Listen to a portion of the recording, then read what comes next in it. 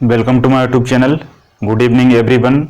आप सभी लोगों का मेरे इस यूट्यूब चैनल में बहुत बहुत स्वागत है।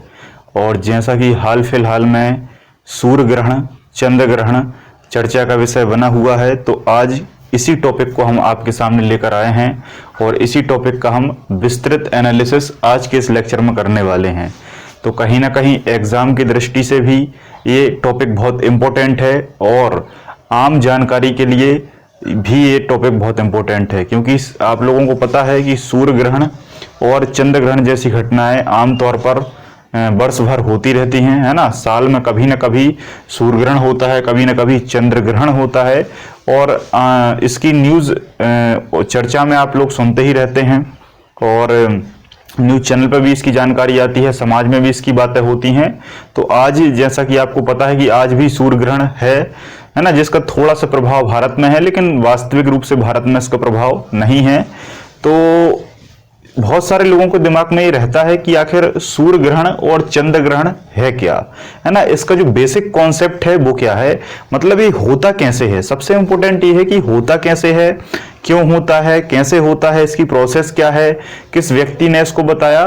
तो आज के इस लेक्चर में सूर्य ग्रहण से लेकर चंद्र ग्रहण तक, वैसे तो सूर्य ग्रहण है आज, लेकिन मैंने सूर्य ग्रहण के साथ चंद्र ग्रहण को भी ले लिया और इसके साथ और भी जितने फैक्ट हैं सभी को बहुत गहराई से मैं एक एक करके बताऊंगा। आज के इस लेक्चर में किसी भी प्रकार की कोई भी जानकारी इस टॉपिक से आपसे अछूती नहीं रहेगी। इस लेक्चर को देखने के बाद आपके मन में एक बहुत ही शानदार समझ डेवलप होगी, समझ विकसित होगी, जिसके चलते आपके दिमाग में ये टॉपिक बहुत ही सिंपल और आसान भाषा में मैं आपको समझाऊंगा, जिससे आपको ये हमेशा मेमोराइज रहे, हमेशा याद रहे और कोई भी व्यक्ति आपके परिवार का हो या आने वाले समय में आपके बच्चे हों, आपकी जनरेशन हो, जब वो आपसे इस टॉपिक के बारे में पूछे तो आप बहुत ही सही तरीके से उसको सही जानकारी दे सकें। तो आज का लेक्चर बनाने का उद्देश्य यही है कि आम जन तक ये जानकारी पहुंच सके कि ये क्या होता है और साथ में एग्जाम की दृष्टि से ये टॉपिक कितना इंपॉर्टेंट है, तो उसके फैक्टों की हम बात यहाँ पर करेंगे। ठीक है, तो आज का ये जो टॉपिक है, ये टॉपिक मैं आपको बिल्कुल बेसिक से ले चलूंगा। बेसिक का मतलब होता है बिल्कुल जीरो लेवल से, है ना। जीरो लेवल से हम चलेंगे। मेरा पढ़ाने का मतलब ये होता है कि सारी चीजों को आपको बहुत अच्छे से समझ में आना चाहिए। मेरा ये मानना रहता है कि जीरो से ही नहीं बल्कि माइनस लेवल से चलना चाहिए, ताकि कोई भी व्यक्ति छूट ना पाए, है ना। बहुत सारे लोगों को समझ में नहीं आता क्योंकि पहली बार पढ़ते हैं और बहुत सारे लोगों को ये भी लगता है कि अरे ये तो बहुत छोटी चीज है, ये तो हम जानते हैं, है ना, इतना तो हम भी जानते हैं, हमको आप क्या बताएंगे। तो ऐसा नहीं है, सभी लोगों को हमको लेकर चलना है। तो मैंने ये टॉपिक ही रखा है। तो हम बेसिक से चलेंगे और एडवांस लेवल तक चलेंगे, है ना। एडवांस लेवल तक चलेंगे, इसमें कोई डाउट नहीं है। तो बहुत सारी चीजें आपको नई भी सीखने को इस लेक्चर में मिलने वाली हैं। तो सबसे पहले हम बात करते हैं सूर्य ग्रहण की। सबसे पहले हम बात करेंगे सूर्य ग्रहण की, जिसको इंग्लिश में कहा जाता है सोलर एक्लिप्स। क्या कहा जाता है? Solar eclipse. ठीक है, तो सोलर एक्लिप्स की हम बात करेंगे कि सूर्य ग्रहण क्या है। आपको पता है कि सौर मंडल तो आप जानते ही हैं, नहीं जानते तो मैं शॉर्टकट में बता देता हूं। आपके ब्रह्मांड में सूर्य है, जिसे सन कहा जाता है। इसके चारों ओर बुध, शुक्र, पृथ्वी, मंगल, बृहस्पति, शनि, अरुण, वरुण, है ना। बृहस्पति थोड़ा सा बड़ा बना देता हूं। इस तरीके से बहुत सारे ग्रह हैं जो सूर्य की क्या कर रहे हैं? परिक्रमा कर रहे हैं। इस तरीके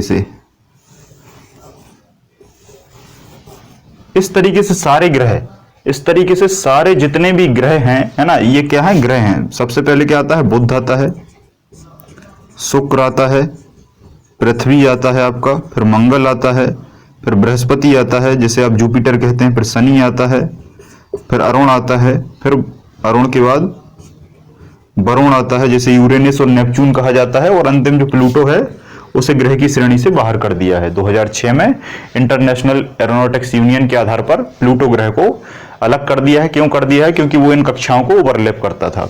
ठीक है, तो इसी के बीच में जो सूर्य है ये कहलाता है तारा। इसे क्या कहा जाता है? स्टार। अब तारा क्यों कहते हैं अभी मैं आपको बताऊंगा। और ये जितने भी हैं लाइन से, ये क्या कहलाते हैं? ग्रह। इंग्लिश में इन्हें प्लानेट कहा जाता है। ये क्या है? ग्रह हैं। ग्रह क्यों कहते हैं? क्योंकि ये सूर्य का चक्कर लगाते हैं और इनका स्वयं का प्रकाश नहीं होता। सूर्य जो है वो एक तारा है, क्योंकि तारे का स्वयं का प्रकाश होता है। ठीक है, तारे का स्वयं का प्रकाश होता है। क्यों होता है, कैसे होता है, अभी मैं आपको बताने वाला हूं। तो पृथ्वी ये है ना, ये आपकी क्या है? पृथ्वी है। थोड़ा सा बड़ा बना देता हूं जिससे आपको स्पष्ट क्लियर हो। तो पृथ्वी जो है ये दो प्रकार से घूमती है ना। इसको एग्जाम्पल लेकर मैं यहां बनाता हूं। ये आपकी पृथ्वी है, ये उसकी धुरी है, ये उसकी क्या है? धुरी है, और ये यहां पर सूर्य है। तो सूर्य का जो प्रकाश है वो पृथ्वी तक पहुंचता है। सूर्य का जो प्रकाश है वो पृथ्वी तक पहुंचता है। सूर्य का जो प्रकाश है वो पृथ्वी तक पहुंचता है, और इसी कारण क्या होता है? दिन होता है, डे होता है, और इसी कारण क्या होती है? रात होती है। दिन और रात होती है। अब दिन और रात कैसे होती है? जो आपकी पृथ्वी है, ये पृथ्वी अपने अक्ष पर इस तरीके से घूमती है, इस तरीके से अपने अक्ष पर घूमती है, जिसे क्या कहा जाता है? जिसे कहा जाता है घूर्णन गति। जिसे क्या कहा जाता है? घूर्णन गति या रोटेशन मोशन। अपने पृथ्वी अक्ष पर घूमती है। अब क्वेश्चन ये आता है कि ये अपने अक्ष पर कितने समय में घूमती है? तो 24 घंटे में। 24 घंटे में ये एक बार अपना पूरा चक्कर स्वयं लगा लेती है। तो जब 24 घंटे में एक चक्कर लगाती है तो 12 घंटे का क्या होता है? दिन होता है, और 12 घंटे की क्या होती है? रात होती है, इक्वल टू 24 घंटे, है ना। तो 24 घंटे का आपका क्या होता है? एक दिन माना जाता है, जिसमें 12 घंटे दिन रहता है, 12 घंटे रात रहती है। आपने सुना होगा कि हमारे यहाँ अगर दिन है, हमारे यहाँ अगर दिन है तो यूएसए मतलब अमेरिका में क्या हो रही होगी? रात हो रही होगी। इंग्लैंड में क्या हो रहा होगा? शाम हो रही होगी, है ना। कहीं दूसरे देश में भी रात हो रही होगी। तो ऐसा क्यों होता है? ऐसा इसलिए होता है कि पृथ्वी जो है उस पर अलग अलग महाद्वीप हैं, है ना। उत्तरी अमेरिका है कहीं पर, कहीं दक्षिणी अमेरिका है, कहीं यूरोप है, कहीं एशिया है, कहीं अफ्रीका है, कहीं ऑस्ट्रेलिया है, कहीं अंटार्कटिका है। ऐसे बहुत सारे अलग अलग महाद्वीप हैं। उन महाद्वीपों में बहुत सारे देश हैं। तो अलग अलग देश पर प्रकाश अलग अलग समय में पड़ता है। क्यों पड़ता है? क्योंकि जितने देश इस धुरी के इस तरफ होंगे, जितने देश इस धुरी के इस तरफ होंगे, तो जब इस तरफ होंगे तो सूर्य का प्रकाश इनके सामने पड़ेगा, तो क्या हो जाएगा? दिन हो जाएगा। तो यहाँ के जो देश रहेंगे वहां क्या हो जाएगी? रात हो जाएगी। ठीक है, अभी हमारे यहाँ दिन है तो हमारा इंडिया यहाँ पर है, हमारा इंडिया यहाँ पर है, तो अभी दिन है। ठीक है, और यहाँ अभी क्या आ जाएगा? यूएसए आ जाएगा। तो यूएसए में क्या हो रही होगी? रात हो रही होगी अमेरिका में। फिर 24 घंटे बाद ये पृथ्वी इस तरीके से फिर घूम जाएगी, तो ये यूएसए अमेरिका इस तरफ आ जाएगा, तो अमेरिका में दिन हो जाएगा, और ये हमारा इंडिया भारत उस तरफ चला जाएगा, तो भारत में रात हो जाएगी। ये लगातार घूमता रहता है, ये 24 घंटे में घूमता है। इसी आधार पर दिन और रात बने हुए हैं। बात समझ में आई? पृथ्वी की दो गतियां होती हैं। एक गति घूर्णन गति, जिससे दिन रात होते हैं, ये मैंने आपको बता दिया। क्वेश्चन कभी पूछा जाए कि पृथ्वी पर दिन रात क्यों होते हैं, क्या कारण है, तो घूर्णन गति के कारण, रोटेशन मोशन के कारण। अब पृथ्वी अपनी जगह पर तो घूमती है गोल गोल गोल, लेकिन ये पूरी भी घूमती है, इस तरीके से पूरी भी घूमती है। ऐसा अपनी जगह तो घूम रही है, जिसे घूर्णन गति कहते हैं, लेकिन अपनी जगह, जैसे मान लीजिए पेन है, ये पेन है, ये पेन अपनी जगह इस तरीके से घूम रहा है, ये घूम रहा है, यहां दिन है, यहां रात है, तो ये क्या हो रहा है? इस पर दिन रात हो रहे हैं, ये घूर्णन गति है। लेकिन साथ साथ में ऐसा घूमते घूमते ऐसा भी घूम रहा है, ऐसा भी घूम रहा है। तो आपको बात समझ में आ रही है? दो प्रकार की गति हैं। तो इस तरीके से अपने अक्ष पर घूमता है, और इस तरीके से सूर्य का चक्कर लगाता है। ये सूर्य का चक्कर लगाने वाली ये जो गति है, इसको कहा जाता है परिक्रमण गति। परिक्रमण गति, और परिक्रमण गति को इंग्लिश में कहा जाता है रेवोल्यूशन मोशन, है ना। तो इस तरीके से घूमती है, और इससे घूमने में कितना समय लगता है? 365 दिन, है ना। 365 दिन लगते हैं, और इसी को हमने एक साल माना है। कभी आपके दिमाग में ये क्वेश्चन आया कि एक साल जो है, एक वर्ष जो आपका होता है, वो हमने 365 दिन का ही क्यों माना है? तो वो 365 दिन का हमने इसलिए माना है क्योंकि 365 दिन में सूर्य का पृथ्वी एक बार चक्कर लगा लेती है। कभी आपसे पूछा जाए कि बुध ग्रह का एक साल कितने दिन का होता है, तो वहां आप 365 दिन नहीं लगाएंगे। बुध ग्रह पास में है, जल्दी चक्कर लगा लेता है, तो इसमें 88 दिन का एक साल होता है। कितने दिन का? 88 दिन का। तो सभी का जो चक्कर है वो अलग अलग है, उसी के आधार पर वहां का वर्ष तय होता है। अब इसी के बीच में एक चीज और बताने वाला हूं। जब पृथ्वी सूर्य का चक्कर लगाती है, तब वैसे ही पृथ्वी का चक्कर, तब सेम वैसे ही पृथ्वी का चक्कर चंद्रमा लगाता है। ये बात समझ में आई? आप स्क्रीनशॉट लेते जाएंगे, और जो लोग पहली बार पढ़ रहे हैं वो लोग बहुत बढ़िया तरीके से नोट्स बनाते जाएंगे ताकि आपको एक बार में क्या हो, समझ में आ सके, है ना। क्योंकि एक बार में समझ में नहीं आता, जब आप नोट्स बनाएंगे तो आपको एक बहुत अच्छे से याद हो जाएगा। तो यहाँ का जो प्रकाश है पृथ्वी का, ये प्रकाश पृथ्वी पड़ रहा है, मैं इसको थोड़ा सा यहाँ आगे बनाता हूँ, है ना। यहाँ हम थोड़ा सा आगे ले जाते हैं ताकि आपको स्पष्ट तौर पर समझ में आए, ठीक है। यहाँ ये पृथ्वी बन गई, ये पृथ्वी बन गई, ठीक है। यहाँ का पृथ्वी का पोर्शन मैं यहाँ ले आया हूँ। अब ये पृथ्वी इस तरीके से चक्कर लगा रही है सूर्य का, वैसे ही इस पृथ्वी का चक्कर, वैसे ही इस पृथ्वी का चक्कर कौन लगा रहा है, वैसे ही इस पृथ्वी का चक्कर लगा रहा है चंद्रमा।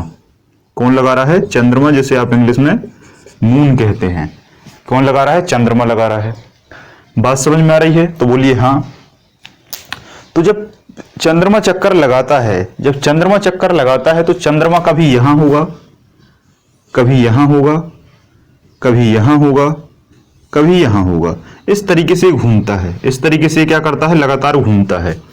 जब इस तरीके से घूमता है तो चंद्रमा जब यहां रहता है तब कुछ नहीं है, जब यहां रहता है तब कुछ नहीं है, जब यहां रहता है तब कुछ नहीं है। लेकिन जब ये सूर्य की इस तरीके से सीध में पड़ता है, जब इस तरीके से लाइन में पड़ता है, तभी लाइन में पड़ता है, तब इस घटना को क्या कहा जाता है? तब इस घटना को कहा जाता है सिजगी।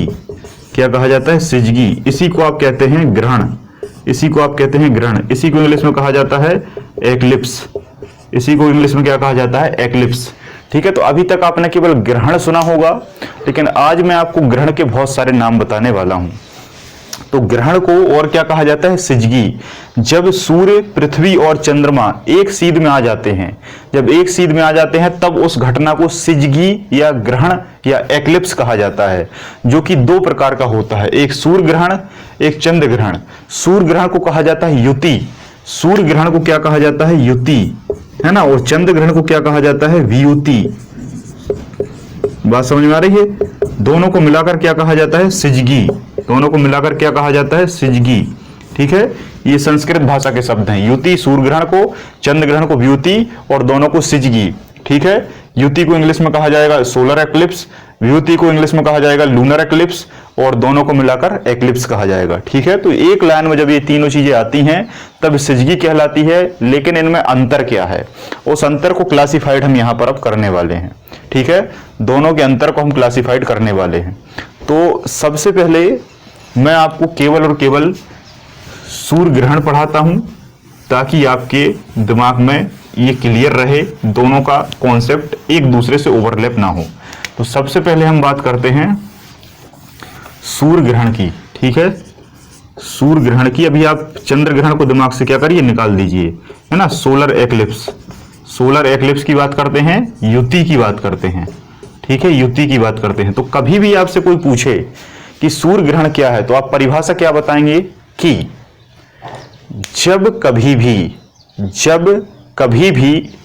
सूर्य और पृथ्वी, जब कभी भी सूर्य और पृथ्वी के बीच में चंद्रमा आ जाता है, जब कभी भी सूर्य और पृथ्वी के बीच में चंद्रमा आ जाता है तब इस घटना को सूर्य ग्रहण कहा जाता है। और अच्छे से समझाता हूं मैं, जब कभी सूर्य और पृथ्वी के बीच में चंद्रमा आ जाता है तब यह चंद्रमा सूर्य के प्रकाश को अपने ऊपर ले लेता है और इस सूर्य के प्रकाश को पृथ्वी तक नहीं जाने देता। जब पृथ्वी पर सूर्य का प्रकाश ना पहुंचकर चंद्रमा की क्या पहुंचती है? छाया पड़ने लगती है। चंद्रमा की क्या पड़ने लगती है? छाया पड़ने लगती है ना। तो सिंपल सी बात है, जब ये जो प्रकाश है, इस प्रकाश को जब ये चंद्रमा छेड़ लेगा, सामने आएगा तो छेड़ेगा। सीधी सी बात है। यहां से अगर मैं टॉर्च बताता हूं, यहां से मैं इस ब्लैक बोर्ड पर टॉर्च बताता हूं, जब इस ब्लैक बोर्ड पर टॉर्च पड़ेगी तो टॉर्च का लाइट पड़ेगा। लेकिन यहां मैं हाथ कर दूं बीच में या किसी व्यक्ति को यहां पर खड़ा कर दूं तो व्यक्ति का प्रकाश पहुंचेगा वहां पर? व्यक्ति तक नहीं पहुंचेगा। व्यक्ति की क्या पहुंच जाएगी? छाया, परछाई पहुंचेगी। तो वैसे जब चंद्रमा सामने आता है, प्रकाश को रोक लेता है और चंद्रमा की छाया पृथ्वी पर पड़ने लगती है। जब कभी सूर्य का प्रकाश पृथ्वी पर नहीं पहुंचता और चंद्रमा बीच में आ जाता है और चंद्रमा की छाया पृथ्वी पर पड़ने लगती है तब इस घटना को सूर्य ग्रहण कहा जाता है ना। आपने कल या आज न्यूज में सुना होगा कि 10:25 पर एकदम से अंधेरा होगा कुछ कुछ जगह पर। तो वो अंधेरा क्यों होगा? वो अंधेरा इसलिए होगा क्योंकि पृथ्वी और सूर्य के बीच में चंद्रमा आ चुका है और चंद्रमा ने सूर्य का प्रकाश छेड़ लिया है। जब छेड़ लिया है तो चंद्रमा की छाया पृथ्वी पर पड़ने लगेगी, जिसी को कहा जाता है ग्रहण। ग्रहण का मतलब ग्रहण कर लेना। ग्रहण किससे कर लेना? छाया से। बात समझ में आ रही है? तो बोलिए हाँ। ग्रहण मतलब एक्सेप्ट कर लेना, उसको छाया में छायांकित कर लेना। ठीक है, तो ये घटना कहलाती है। ऐसा भी हो सकता है कि पृथ्वी, चंद्रमा और सूर्य ये तीनों एक सीध में जब यहां आएंगे तब क्या होगा? सूर्य ग्रहण होगा। लेकिन जब ये चंद्रमा यहां आएगा, जब ये चंद्रमा यहां आएगा तो यहां चंद्र ग्रहण होगा। घटना एक ही है लेकिन अंतर है दोनों में। अभी चंद्र ग्रहण पर आप थोड़ा सा विराम लगाइए, अभी मैं आपको चंद्र ग्रहण के बारे में डिटेल से बताऊंगा। तो यहां तक परिभाषा आपको समझ में आई। चंद्रमा जब यहां आएगा तो सूर्य ग्रहण होगा। अब होता क्या है कि ये जो घटना है, ये जो घटना है ये हमेशा कब होती है? ये घटना हमेशा हमेशा हमेशा होती है, हमेशा होती है, यहां लिख देता हूं, अमावस्या के दिन। कब होती है? अमावस्या के दिन। हमेशा ये घटना कब होगी? अमावस्या के दिन। और अमावस्या के दिन के साथ कब होगी? दिन में। हमेशा दिन में, हमेशा दिन में होगी। हमेशा कब होगी? दिन में होगी और अमावस्या के दिन होगी। ठीक है, बात समझ में आ रही है? अब आपके दिमाग में एक क्वेश्चन आ रहा होगा कि यार दिन तो रोज होता है, ठीक है, तो ये घटना रोज नहीं होती। फिर आप कहेंगे अमावस्या तो हर महीने में पड़ती है और हर महीने में 2 बार पड़ती है, लेकिन हर महीने में ये सूर्य ग्रहण क्यों नहीं होता? तो वो इसलिए नहीं होता क्योंकि जिस तरीके से पृथ्वी अपने अक्ष पर इस तरीके से झुकी हुई है, अपने अक्ष पर इस तरीके से झुकी हुई है, कितनी? 23.5 डिग्री। वैसे ही चंद्रमा भी अपने अक्ष पर कितना है? झुका हुआ है इस तरीके से। चंद्रमा भी अपने अक्ष पर क्या है? झुका हुआ है। कितना झुका हुआ है? 5.145 डिग्री, है ना, या 5 डिग्री आप याद रख लें। 5 डिग्री या 5 अंश या 5.145 डिग्री चंद्रमा झुका हुआ है। तो कभी चंद्रमा किसी अमावस्या को ऊपर से निकल जाता है, कभी चंद्रमा किसी अमावस्या को नीचे से निकल जाता है। लेकिन जिस अमावस्या को सामने आ जाता है, जिस अमावस्या को फ्रंट पे आ जाता है, तब ग्रहण हो जाता है। कब होगा? दिन में। कब होगा? अमावस्या के दिन। क्या कहलाएगा? सूर्य ग्रहण। क्लियर है बात? एक फैक्ट और आपको याद रखना है कि सूर्य ग्रहण में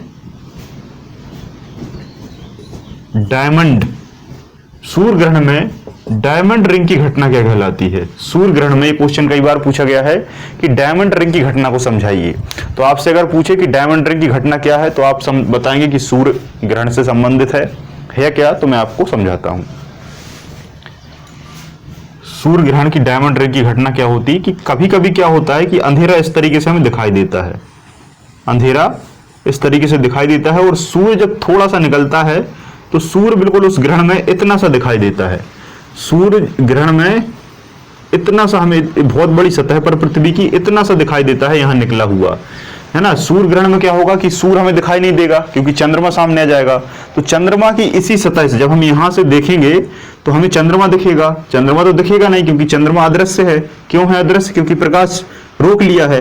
तो जैसे ही जब ये चंद्रमा निकल जाता है और सूर्य थोड़ा थोड़ा निकलता हुआ यहां से दिखाई देता है इस चंद्रमा की सतह से, तो वो इस तरीके से प्रकाश थोड़ा थोड़ा निकलना दिखाई देता है। तो इस तरीके से रिंग बनता है और ये जो है ये डायमंड जैसा दिखाई देता है। रिंग भी ऐसा ही होता है, आपने देखा होगा, रिंग गोल होता है और उस गोल में यहां पर एक कंकड़ लगा रहता है जो कि डायमंड का होता है और वो क्या कहलाती है? डायमंड रिंग कहलाती है। तो डायमंड रिंग जैसा दिखाई देने लगता है, इसलिए हमने सूर्य ग्रहण कहा। क्लियर है? अब हम बात करते हैं चंद्र ग्रहण पर। तो चंद्र ग्रहण में ज्यादा कुछ अंतर नहीं है, सीधी सी बात है कि चंद्रमा जब यहां ना होकर यहां होगा तो सूर्य ग्रहण होगा। तो इस तरफ आ जाए चंद्रमा, जब इस तरफ आ जाए, जब चंद्रमा इस तरफ आ जाएगा तो क्या होगा कि जो पृथ्वी की छाया है वो चंद्रमा पर पड़ने लगेगी। किस पर पड़ने लगेगी? चंद्रमा पर पड़ने लगेगी। क्यों पड़ने लगेगी? क्योंकि चंद्रमा यहां से क्या हो चुका है? रिमूव हो चुका है। अभी मैं आपको समझाता हूं। अब हेडिंग आप डालें चंद्र ग्रहण। तो ये चंद्रमा है, यहां से घूम गया, यहां से घूमकर कहां आ गया? यहां भी नहीं है, यहां भी नहीं है। चलो फिर से बना देता हूं। ये प्रकाश है, ये प्रकाश है, ये पृथ्वी है। अब चंद्रमा यहां था, यहां से घूमकर चंद्रमा यहां आ गया, चंद्रमा यहां आ गया। अब ये प्रकाश चंद्रमा पर पड़ेगा क्या? नहीं पड़ेगा। तो क्वेश्चन क्या बनेगा, सॉरी परिभाषा क्या बनेगी कि जब पृथ्वी सूर्य और चंद्रमा के बीच में आ जाए, बहुत कंफ्यूजन है, वहां चंद्रमा बीच में आ रहा था, यहां पृथ्वी बीच में आएगी। जब सूर्य और चंद्रमा के बीच में पृथ्वी आ जाए और सूर्य का प्रकाश चंद्रमा तक ना पहुंचे, चंद्रमा तक ना पहुंचे क्योंकि चंद्रग्रहण होने वाला है, चंद्रमा तक ना पहुंचे और पृथ्वी बीच में आकर इस सूर्य के प्रकाश को रोक ले और पृथ्वी की छाया चंद्रमा पर पड़ने लगे, जिससे चंद्रमा अदृश्य हो जाए। इस घटना को चंद्र ग्रहण या लूनर एक्लिप्स या वियोती के नाम से जाना जाता है।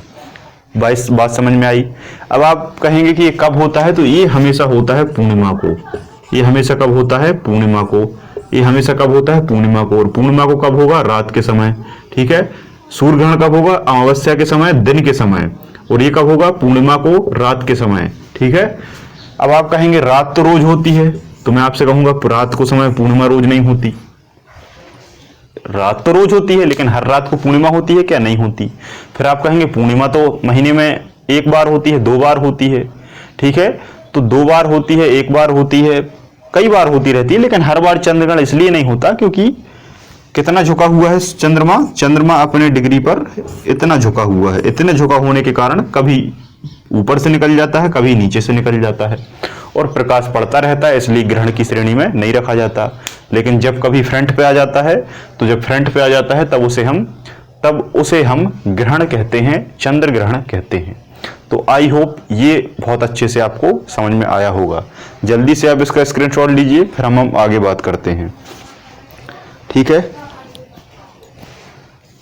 तो रात के समय इसलिए होता है, ये रात और दिन का कॉन्सेप्ट और बताता हूं मैं आपको। देखो, चंद्रमा जब इस तरफ है, चंद्रमा जब इस तरफ है तब क्या हो रहा है? चंद्रमा जब इस तरफ है तब हम भी इस तरफ हैं, हम भी इस तरफ हैं। और यहां 12 घंटे का क्या होगा? रात होगी। यहां 12 घंटे का दिन।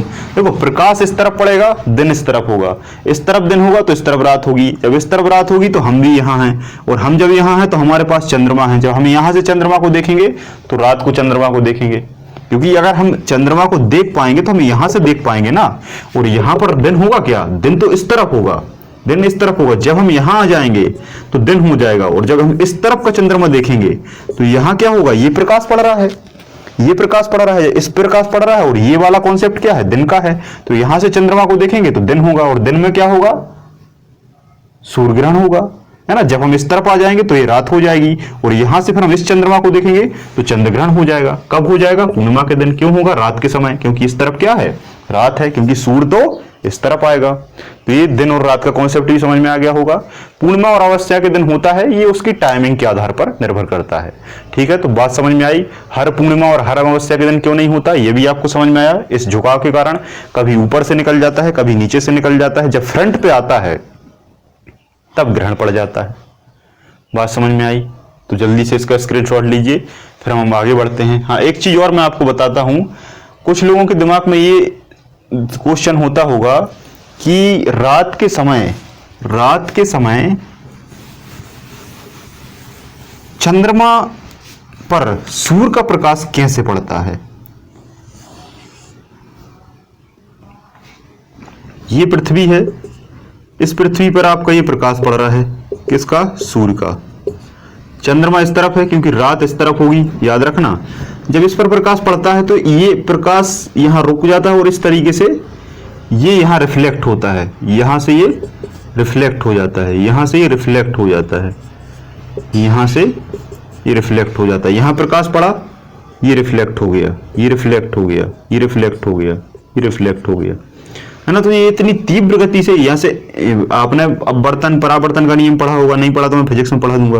ये कोई भी वस्तु है, किसी वस्तु में प्रकाश पड़ता है वो इस तरीके से लौट जाता है। तो यहाँ पर पड़ा, ऐसा लौट गया, यहाँ पर पड़ा, इस तरीके से लौट गया, है ना। तो इस तरीके से जब लौटता है ना, तो ये यहाँ पर एक वर्णमंडल बन जाता है। यहाँ पर क्या बन जाता है? वर्णमंडल बन जाता है। जब ये वर्णमंडल बन जाता है तो यहाँ बहुत सारा प्रकाश रहता है। तो ये वाला प्रकाश फिर यहाँ चंद्रमा पर पड़ता है, यहाँ कहां से, पीछे साइड से, पीछे साइड से। जैसे मान लो एक टॉर्च है, टॉर्च में यहां से बताऊं, यहां से टॉर्च बताऊं इस ब्लैक बोर्ड पर, यहां से टॉर्च में बताऊं इस ब्लैक बोर्ड पर, इस ब्लैक बोर्ड पर, लेकिन मैं साइड में यहां पर कुछ रख दूं, यहां पर कुछ रख दूं, तो ये जो टॉर्च का प्रकाश है वो ब्लैक बोर्ड पर तो जाएगा, लेकिन इस वस्तु पर भी पड़ेगा, क्योंकि प्रकाश का फैलाव चारों ओर होता है। तो वैसे जब प्रकाश यहां से निकलेगा तो इस वाला प्रकाश यहां को तो जाएगा, लेकिन यहां के क्षेत्र में जितनी भी चीजें होंगी वहां वो प्रकाश फैलाएगा। तो यहां फैलेगा, यहां फैलेगा, थोड़ा थोड़ा पड़ेगा, इसलिए हमें चंद्रमा आधा दिखाई देता है। जब ये प्रकाश बढ़ता जाता है तो ये हमें पूरा दिखाई देने लगता है और पूर्णिमा हो जाती है। फिर ये दूर जाने लगता है, प्रकाश कम होने लगता है और अमावस्या आ जाती है। ठीक है, तो ये प्रकाश कमता और बढ़ता रहता है, ये इनकी गतियों के कारण, इनके गतियों के आधार पर, इसलिए हमें पूर्णिमा और अमावस्या के रूप में प्राप्त होता है। तो आई होप यहां तक बात समझ में आई होगी आपको। ठीक है, अब मैं आपको कुछ और बेसिक कॉन्सेप्ट बताता हूं जिससे आपको क्लियर हो सके।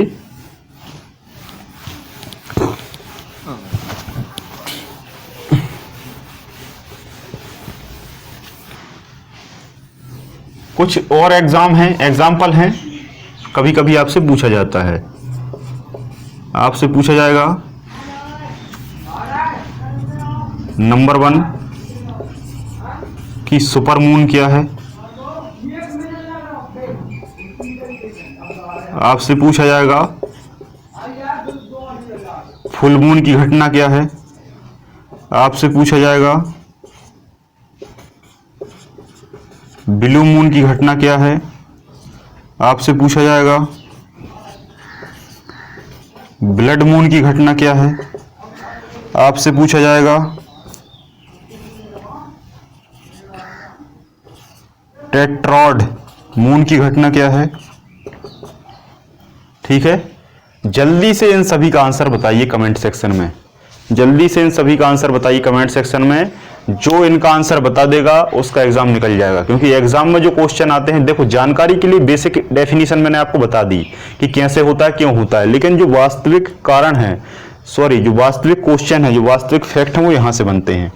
तो जल्दी से मुझे कमेंट सेक्शन में इन 5 में से जितने भी आपसे बने कमेंट में आपको इनका आंसर बताना है। जो आंसर बता देगा वो वास्तविक तौर पर पढ़ाई कर रहा है, वो वास्तविक तौर पर जीएस का ज्ञाता है। जल्दी से बताइए, तब तक मैं वेट करता हूं 1 मिनट के लिए। जल्दी से बताएं कमेंट सेक्शन में।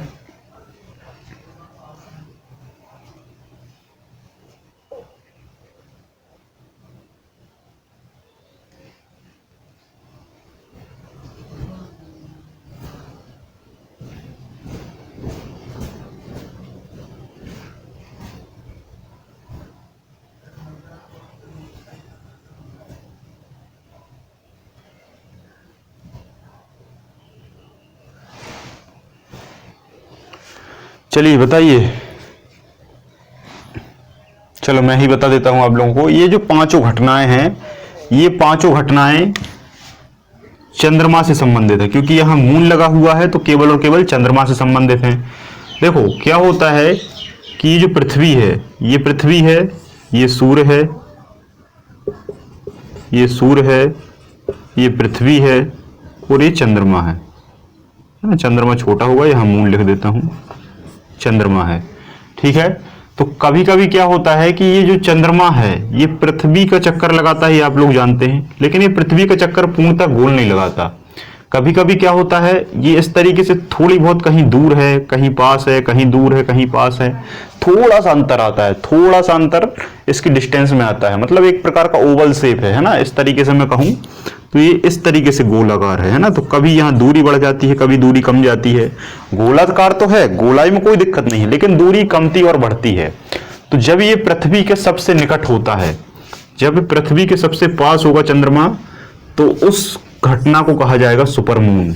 उस घटना को कहा जाएगा सुपरमून, मतलब जब चंद्रमा सबसे पास हो, सबसे पास हो, सबसे पास हो, उस घटना को क्या कहा जाएगा, चंद्रमा की सुपर मून की घटना। और उसी घटना को कहा जाता है फुल मून की घटना। एक ही बात है, सबसे पास हो, किसके सबसे पास हो, पृथ्वी के सबसे पास हो। जब सबसे पास होगा तो ज्यादा दिखाई देगा, कितना दिखा देगा, 14% बड़ा, 14% बड़ा, है ना। तो कभी क्वेश्चन ऐसा भी आ सकता है, पृथ्वी के पास पृथ्वी के निकट या 14% बड़ा कब दिखाई देगा? तो 14% बड़ा कब दिखाई देगा? सुपर मून की घटना में।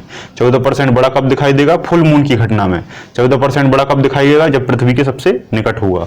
तो इन दोनों घटनाओं का आपको मतलब समझ आया। पास होगा तो बड़ा दिखाई देगा, दूर होगा तो छोटा दिखाई देगा।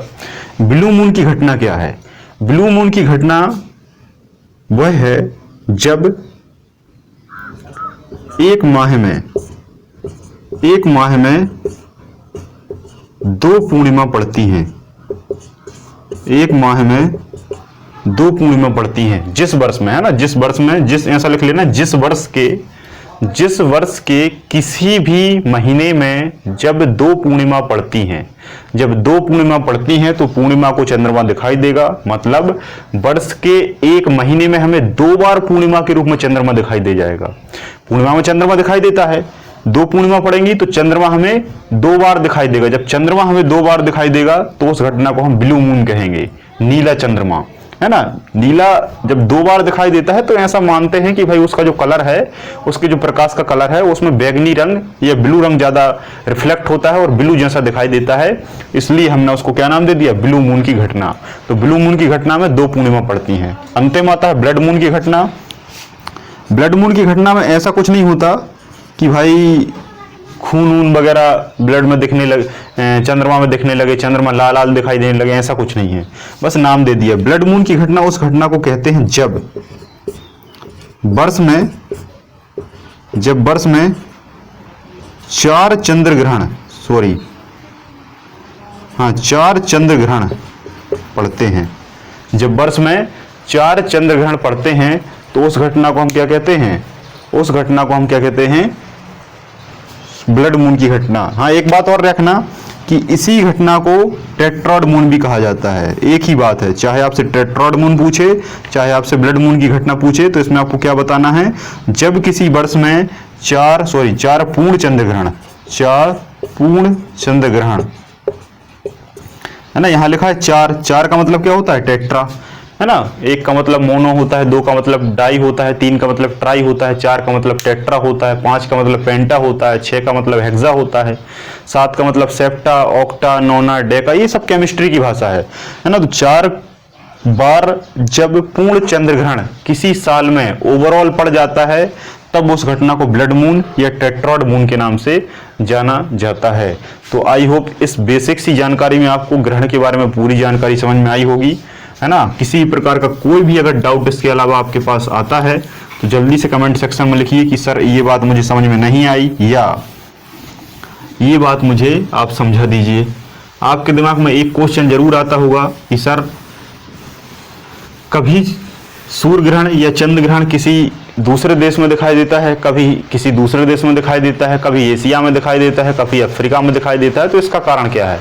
इसका कारण वही है बेसिक सा कि जब जिस क्षेत्र में फ्रंट पर रहता है और वह प्रकाश को कंज्यूम कर लेता है ना, जब प्रकाश को कंज्यूम करता है तो सीधी सी बात है, जब कंज्यूम करेगा तो जिस क्षेत्र पर उसका प्रभाव दिखेगा तो वो उस देश में वो ग्रहण दिखाई देगा। सीधा सा मतलब है जहां छाया पड़ेगी उस देश में वो विजिबल होगा, है ना। ये डिपेंड करता है उसकी स्थिति के आधार पर कि भाई वो अंतरिक्ष में किस स्थिति पर है, किस पोजीशन पर है ना। कुछ मैं बेसिक सी बातें बता देता हूं।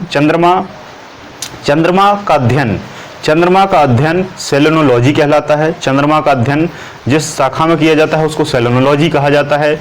चंद्रमा की दूरी पृथ्वी से 3,84,392 किलोमीटर दूरी पर स्थित है। इसको फॉसिल ग्रह या फॉसिल प्लैनेट के नाम से जाना जाता है ना। चंद्रमा को फॉसिल प्लैनेट के नाम से जाना जाता है। चंद्रमा जो है इस पर सबसे पहला कदम नील आर्मस्ट्रांग ने अपोलो 11 अंतरिक्ष यान से रखा था। अपोलो 11 अंतरिक्ष यान से रखा था, जो कि यूएसए के रहने वाले थे। यूएसए का मतलब अमेरिका होता है, तो अमेरिका से गए थे अपोलो 11 यान में और वहां जाकर पहला कदम रखा। जब इन्होंने पहला कदम रखा तो इन्होंने पहला बायां कदम रखा। दायां इसलिए नहीं रखा क्योंकि ये घबरा रहे थे। इनका दिल बहुत जोर जोर से धड़क रहा था। आमतौर पर 1 मिनट में हृदय 72 बार धड़कता है, लेकिन इनका 104 से 106 बार धड़क रहा था। जब इन्होंने घबराकर बायां कदम रखा, तो बायां कदम रखने के बाद ये उतरे। उतरने के बाद इन्होंने लगभग 165 किलोमीटर की दूरी तय की और वहां पर एक अपना देश का झंडा या फ्लैग गड़ा दिया। जिस क्षेत्र पर ये उतरे थे उस क्षेत्र को किस नाम से जाना जाता है, ये आप मुझे बता दें। उस क्षेत्र को किस नाम से जाना जाता है, ये आप मुझे कमेंट करके बता दें, है ना। उसको शांति सागर कहा जाता है, शांति सागर कहा जाता है। फुहार का सागर भी इसी के पास स्थित है। ऐसे कुछ सागर हैं जो वहां पर स्थित हैं, ठीक है। तो कभी आपसे पूछा जा सकता है कि चंद्रमा पर दूसरा कदम रखने वाला व्यक्ति कौन था। दूसरा कदम का मतलब ये नहीं होता कि उसी व्यक्ति के पैर को हम काउंट करें, दूसरे व्यक्ति के पहले पैर को हम काउंट करते हैं। तो दूसरे व्यक्ति जो थे उनका नाम था एडवर्ड एल्ड्रिन। दूसरे व्यक्ति का नाम क्या था, एडवर्ड एल्ड्रिन, जो कि इन्हीं के साथ गए थे, इनके पीछे ये उतरे थे। इनके साथ एक और व्यक्ति था जिसका नाम था एडवर्ड कॉलिंस, एक और नाम था एडवर्ड कॉलिंस। तो जो इतने डरे हुए थे कि अपने अंतरिक्ष अपोलो 11 यहां से उतरे ही नहीं थे, है ना। तो 3 व्यक्ति एक साथ गए थे अपोलो 11 से, लेकिन उतरे केवल 2 थे, नील आर्मस्ट्रांग और एडवर्ड एल्ड्रिन, है ना। कॉलिंस उतरे ही नहीं थे, यान में बैठे रहे थे। तो ये कुछ बेसिक सी जानकारी चंद्रमा की थी, ठीक है। यहां तक आपको बात समझ में आई हो तो जल्दी से बोलिए हाँ, फिर हम आगे बढ़ते हैं। फिर मैं आपको कुछ सूर्य की जानकारी बताता हूं। यहां तक आपको बढ़िया तरीके से नोट्स बनाते जाना है, किसी भी प्रकार का कोई भी डाउट आपके दिमाग में नहीं रखना है, ठीक है।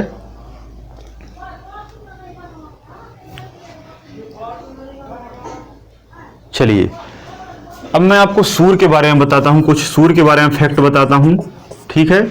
सूर्य, सबसे पहले सूर्य में प्रकाश कहां से आता है, यह सबसे बड़ा क्वेश्चन है। सूर्य में सबसे पहले प्रकाश कैसे आता है, लाइट कैसे आता है, और वो लाइट आपकी पृथ्वी तक कैसे पहुंचता है। सूर्य में जो प्रकाश है वो हाइड्रोजन के द्वारा आता है। हाइड्रोजन कन्वर्ट हो रहा है हीलियम में। हीलियम में ई जो है वो इलेक्ट्रॉन को रिप्रेजेंट करता है। ये हाइड्रोजन में ई बन इस तरीके से ऐड होकर He बना लेता है और ये हीलियम बन जाता है। तो हाइड्रोजन से हीलियम बन जाता है और इस घटना को कहा जाता है नाभिकीय संलयन, नाभिकीय संलयन या न्यूक्लियर फिजन। तो न्यूक्लियर फिजन या नाभिकीय संलयन की घटना से हाइड्रोजन और हीलियम बनता है। जब हाइड्रोजन और हीलियम बनता है तो ऊर्जा निकलती है। तब क्या निकलती है, एनर्जी निकलती है, ऊर्जा निकलती है। जब ये ऊर्जा निकलती है तो ये ऊर्जा इतनी ज्यादा निकलती है कि ये क्या पकड़ लेती है, आग पकड़ लेती है, और ये आग बहुत ज्यादा जल रही है। और इसी आग की जो लाइट है, इसी आग का जो प्रकाश है वो आपकी पृथ्वी तक आता है। और आप जानते हैं आग का प्रकाश पीला होता है, इसलिए सूर्य की रोशनी भी आपको पीली दिखाई देती है, जो कि एक्चुअल में पीली नहीं होती, केवल पीली दिखाई देती है। कभी आपसे पूछा जाए कि जो सूर्य का प्रकाश है वो कितने रंगों का होता है, तो आप लगाएंगे 7 रंग। सूर्य का प्रकाश जो है वो 7 रंगों का होता है। सूर्य के प्रकाश में 7 रंग होते हैं। 7 रंग कौन कौन से हैं, तो बैजानी हापी नाला या बिब्योर से आप याद रख सकते हैं। बै से बैगनी, जा से जामुनी, हा से हरा, पी से पीला, नारंगी, है ना। इस तरीके से लाल, बैजानी, हापी नाला 7 रंगों में बटा होता है। 7 रंग आपको दिखाई नहीं देते क्योंकि 7 रंग विजिबल नहीं होते। जो विजिबल होते हैं वही आपको दिखाई देते हैं, ठीक है। अगर आपसे पूछा जाए कि इन 7 रंगों को सबसे पहले किस व्यक्ति द्वारा बताया गया, किस व्यक्ति द्वारा ये आइडेंटिफाई किया गया कि सूर्य के प्रकाश में 7 रंग होते हैं, तो आप बहुत अच्छे से जानते हैं, जिनका नाम है sir Isaac Newton. Sir Isaac Newton सदी के महान वैज्ञानिक, जिन्होंने गति के तीनों नियमों को दिया, और मैंने न्यूटन के सारे नियमों को आपको पढ़ाया है। न्यूटन द्वारा लिखित सबसे प्रमुख पुस्तक कौन सी है, तो आपको पता है ऑप्टिक्स, और दूसरी मैथमेटिसिया ऑफ प्रिंसिपिया बुक उन्होंने लिखी और इस 7 रंगों को आपको बताया। अब आपसे पूछा जा सकता है कि सूर्य के प्रकाश में और क्या मौजूद होता है, तो यूवी रेस का मतलब होता है अल्ट्रावायलेट रेस या पराबैंगनी किरणें। ये हमारे पृथ्वी तक आती हैं और ओजोन परत इनको सोख लेती है, जिससे आपको कैंसर नहीं होता, ठीक है। पहला छिद्र अंटार्कटिका में देखा गया था, लेकिन इस पर अब रिकवरी चल रही है, जो कि मॉन्ट्रियल प्रोटोकॉल और किगाली प्रोटोकॉल के अंतर्गत आता है, ठीक है। 16 सितंबर को यह एग्रीमेंट हुआ था, 1989 की ये बात है। यूवी रेस के साथ साथ IR रेस होती है। IR का मतलब होता है इंफ्रारेड या अवरक्त प्रकाश के साथ साथ विजुअल रेस होता है। विजुअल रेस को हिंदी में दृश्य प्रकाश कहा जाता है, और इसी के आधार पर आप देख सकते हैं, है ना। आपसे पूछा जाए कि आप किस प्रकाश से देख सकते हैं, तो विजुअल रेस से। घातक कौन सा होता है, अल्ट्रावायलेट, पराबैंगनी, ठीक है। अब हम बात करते हैं कि जब ये प्रकाश आता है तो ये प्रकाश इस प्रोसेस से आता है, नाभिकीय संलयन। तो नाभिकीय संलयन में हाइड्रोजन से हीलियम में जो ऊर्जा बनती है और जो प्रकाश बनता है, इस प्रकाश को बताने वाले या इस प्रोसेस को बताने वाले वैज्ञानिक का नाम क्या था? तो इस प्रोसेस को बताने वाले वैज्ञानिक का नाम था हेंसवेथ। इसको बताने वाले का नाम क्या था? हेंसवेथ। आपसे पूछा जाएगा कि सूर्य जो है, सूर्य की जो बाहरी सबसे परत है, इस बाहरी परत को हम क्या कहते हैं? इस बाहरी परत को हम कहते हैं कोरोना। इस बाहरी परत को हम क्या कहते हैं? कोरोना। इस बाहरी परत को हम क्या कहते हैं? कोरोना। ये क्वेश्चन कई बार पूछा गया है कि सूर्य की बाहरी परत को क्या कहा जाता है? कोरोना। अब आपके दिमाग में आ रहा होगा कि कोरोना वायरस का नाम कोरोना क्यों पड़ा? तो कोरोना एक लैटिन शब्द है जिसका मतलब होता है मुकुट। कोरोना का मतलब क्या होता है? मुकुट। वायरस का एक छोटा सा वीडियो मेरे इस वीडियो प्लेलिस्ट में पड़ा हुआ है, आप उसको जाकर देख लेंगे तो कोरोना वायरस के कोरोना शब्द से लेकर वर्तमान परिप्रेक्ष्य तक की पूरी जानकारी आपको मिल जाएगी। तो कोरोना का अर्थ होता है मुकुट, मतलब जिस वस्तु के ऊपर जिस वस्तु के ऊपर जो पदार्थ होता है, जो स्थिति होती है, उसको हम कोरोना कह सकते हैं। तो सूर्य का सबसे बाहरी भाग कौन सा है? बाहरी भाग कौन सा है? कोरोना, क्योंकि ये मुकुट के समान होता है। मुकुट के समान होता है। वैसे ही वायरस में भी इस तरीके से मुकुट जैसे टेंटाकल्स या स्पाइक प्रोटीन लगे होते हैं, इसलिए इसका नाम कोरोना रखा गया है। तो ये बाहरी परत कोरोना होता है। इसके अलावा और भी परतें होती हैं, जैसे इसमें सबसे अंदर कोर होता है, कन्वेक्शन जोन होता है, कन्वेक्शन जोन के बाद रेडिएशन जोन होता है ना। कोर होता है, कन्वेक्शन जोन होता है, रेडिएशन जोन होता है, फोटोक्रोमेटिक जोन होता है, फोटोक्रोमेटिक जोन होता है ना। इस तरीके से बहुत सारे जोन इसमें होते हैं और सबसे बाहरी कोरोना होता है। कभी आपसे पूछा जाए कि इस कोरोना में जो प्रकाश है वो किस स्थिति में रहता है? इस कोरोना में जो प्रकाश है, जो सूर्य का प्रकाश है, वो किस स्थिति में रहता है? तो वो किस स्थिति में रहता है? वो रहता है प्लाज्मा स्थिति में। किस स्थिति में? प्लाज्मा स्थिति में। प्लाज्मा क्या है? प्लाज्मा द्रव्य की चौथी अवस्था है। द्रव्य की चौथी अवस्था है। अवस्था क्या कहलाती है? पहली अवस्था होती है ठोस, दूसरी होती है द्रव, तीसरी होती है गैस, चौथी होती है प्लाज्मा, पांचवी होती है बोस आइंस्टीन कंडेंसेशन और छठवीं होती है रेडबर्ग कांस्टेंट या रेडबर्ग पॉलिंसॉन, है ना। तो ये डिटेल से मैं आपको केमिस्ट्री में बताऊंगा। तो प्लाज्मा अवस्था होती है। प्लाज्मा अवस्था क्या दर्शाती है? आयन को दर्शाती है। आयन क्या होते हैं? धनायन और ऋणायन। तो धनायन और ऋणायन जैसी स्थिति ये हाइड्रोजन और हीलियम प्रकाश की बनाकर इस कोरोना में विमुक्त कर देता है, जिसे प्लाज्मा अवस्था कहते हैं। अब क्वेश्चन आता है कि ये जो सूर्य का प्रकाश है, वो पृथ्वी तक आने में कितना समय लेता है? तो पृथ्वी तक आने में लगा समय कितना है? 8 मिनट 16.6 सेकेंड। 8 मिनट है, याद रखना 8 मिनट है और 16.6 सेकेंड है। 16.6 सेकेंड है, कहीं कहीं 16.4 सेकेंड भी लिखा रहता है। तो इतने समय में सूर्य का प्रकाश पृथ्वी तक आ जाता है, जो कि सबसे ज्यादा बार पूछा गया क्वेश्चन ये है। कभी हो सकता है आपको 8 मिनट क्वेश्चन में ना रहे तो आप इसको ऐड कर लेना। 8 × 48, 8 × 60, तो 8 × 48 मतलब 480 मिनट। 480 में आप कितना 16 और ऐड कर देंगे तो 490 और 496, 500 मिनट। एक बार क्वेश्चन में 500 मिनट आंसर में था। तो आप इसको इस तरीके से लिख लेंगे, जो कि आपसे पूछा जा सकता है। तो आपको सूर्य के बारे में बहुत सारी जानकारी आपको समझ में आई होगी, है ना। और क्या बता सकता हूं मैं आपको सूर्य के बारे में? जल्दी से बताइए। ग्रहण तो मैं आपको बता ही चुका हूं बहुत अच्छे से कि सूर्य ग्रहण क्या है। फिर भी कोई भी डाउट है तो आप जल्दी से पूछिए। सूर्य के बारे में मैंने आपको पूरी जानकारी बता दी है, फिर भी अगर कोई डाउट है तो जल्दी से पूछ लीजिए। फिर मैं आपका ये लेक्चर आज का ख़त्म करता हूँ।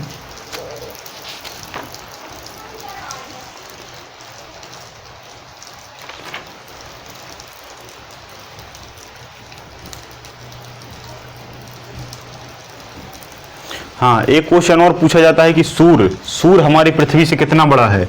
सूर्य हमारी पृथ्वी से कितना बड़ा है? 109 गुना बड़ा है। 109 गुना बड़ा है। हमारी पृथ्वी कितनी बड़ी है ये आप अंदाज लगा सकते हैं। अमेरिका से भारत की दूरी माप लीजिए, है ना। इतनी बड़ी पृथ्वी और उस पृथ्वी से 109 गुना बड़ा है। 109 गुना बड़ा है। अब आपसे क्वेश्चन पूछा जाएगा कि सूर्य की उम्र क्या है? सूर्य कितना जिएगा? तो सूर्य 10 बिलियन वर्ष जी चुका है और 5 बिलियन वर्ष और जिएगा। सूर्य की उम्र कितनी बची है? 5 बिलियन वर्ष। 5 बिलियन वर्ष सूर्य क्या हो जाएगा? मर जाएगा। मर जाएगा का मतलब क्या है? 5 बिलियन का मतलब होता है 5 अरब। 5 बिलियन का मतलब होता है 5 अरब, तो 5 अरब साल और सूर्य चलेगा, क्योंकि सूर्य में क्या है, हाइड्रोजन और हीलियम। हाइड्रोजन और हीलियम दोनों ईंधन के रूप में जल रहे हैं। जैसे आपकी गाड़ी में पेट्रोल है, जब तक पेट्रोल है तब तक गाड़ी चलेगी, पेट्रोल खत्म हो जाएगा गाड़ी शांत हो जाएगी। वैसे ही सूर्य में जो ईंधन है वो खत्म हो जाएगा, सूर्य भी क्या हो जाएगा, शांत हो जाएगा। तो शांत कैसे होगा, 5 बिलियन वर्ष बाद हाइड्रोजन और हीलियम क्या हो जाएगी, खत्म हो जाएगी। जब खत्म हो जाएगी तब उसमें क्या होगा, सुपरनोवा विस्फोट होगा। क्या होगा, सुपरनोवा विस्फोट होगा। जब सुपरनोवा विस्फोट होगा तो हमारा सूर्य न्यूट्रॉन तारे में कन्वर्ट हो जाएगा और न्यूट्रॉन तारे से पल्सर से ब्लैक होल में कन्वर्ट हो जाएगा, और इस ब्लैक होल से कुछ भी नहीं गुजर सकता है ना। आने वाले ज्योग्राफी के चैप्टर में ब्लैक होल को डिटेल से समझाऊंगा। तो 5 बिलियन वर्ष और। अब आपसे पूछा जाएगा कि सूर्य पृथ्वी से कितनी दूरी पर स्थित है। सूर्य की पृथ्वी से दूरी कितनी है, तो सूर्य से पृथ्वी की दूरी है 15 से 14 करोड़ या 14 से 15 करोड़, 14 से 15 करोड़ किलोमीटर। अब आप कहेंगे ऐसा क्यों, तो वही है, थोड़ी कहीं कम होती है, थोड़ी कहीं ज्यादा होती है, क्योंकि पृथ्वी से सूर्य इस तरीके से सूर्य पृथ्वी से इस तरीके से गोलाकार में चक्कर लगाता है, तो यहां बढ़ती है यहां कमती है। तो मैक्सिमम 15 करोड़ होती है और मिनिमम 14 करोड़ किलोमीटर तक हो जाती है। यहां तक आपको बात समझ में आई। सूर्य के उत्तरी भाग को बोरियोलिस कहते हैं, सूर्य के उत्तरी भाग को बोरियोलिस कहते हैं, और सूर्य के दक्षिणी भाग को ऑस्ट्रेलिस कहते हैं। सूर्य के दक्षिणी भाग को ऑस्ट्रेलिस कहते हैं, ठीक है। और क्या बता सकता हूं मैं आपको सूर्य के बारे में, हाँ, सूर्य का अध्ययन सबसे इंपॉर्टेंट, सूर्य का अध्ययन हीलियोसीस्मोलॉजी कहलाता है। हीलियोसीस्मोलॉजी। सूर्य का अध्ययन हम किस ब्रांच में करते हैं, हीलियोसीस्मोलॉजी में करते हैं, हीलियोसीस्मोलॉजी में करते हैं। तो आई होप यहां तक आपको पूरी बातें समझ में आई होंगी। बस एक अंतिम क्वेश्चन से मैं आपका लेक्चर यहां पर खत्म करता हूं, और वो अंतिम क्वेश्चन ये है कि सूर्य जो है उसके सबसे निकट का तारा कौन सा है। सूर्य के सबसे निकट का तारा कौन सा है, सूर्य के सबसे पास का तारा, सूर्य एक तारा है लेकिन सूर्य के पास का तारा कौन सा है, तो आप क्या लगेंगे, प्रोक्सिमा सेंचुरी। कौन सा तारा है, प्रोक्सिमा सेंचुरी। और सूर्य से सबसे चमकीला तारा कौन सा है, सबसे चमकीला तारा कौन सा है, साइरस डॉग स्टार। कौन सा है, साइरस डॉग स्टार। और कभी कभी सबसे बड़ा तारा पूछा जाए तो आप कैना वेनस लगा सकते हैं, सबसे बड़ा तारा आप कैना वेनस लगा सकते हैं, लेकिन बड़े तारे की अभी तक पुष्टि नहीं हुई है। कैनिस मेजोरस है। तो यहां तक मैंने आपको सारी चीजें बता दी हैं, पूरा डिटेल से मैंने आपको जितना भी है सबको समझा दिया है, कुछ भी नहीं छोड़ा है। लेकिन इससे भी ज़्यादा डिटेल से आप पढ़ना चाहते हैं तो मेरे YouTube की जो क्लासेस हैं उनको ज्वाइन करिए आप। वहाँ जब मैं ज्योग्राफी पढ़ाता हूँ तो बहुत डिटेल से पढ़ाता हूँ, लेकिन फिर भी मैंने यहाँ पर मैक्सिमम चीज़ें कंप्लीट कर दी हैं। तो आज के इस लेक्चर में बहुत बहुत धन्यवाद। जय हिंद, जय भारत।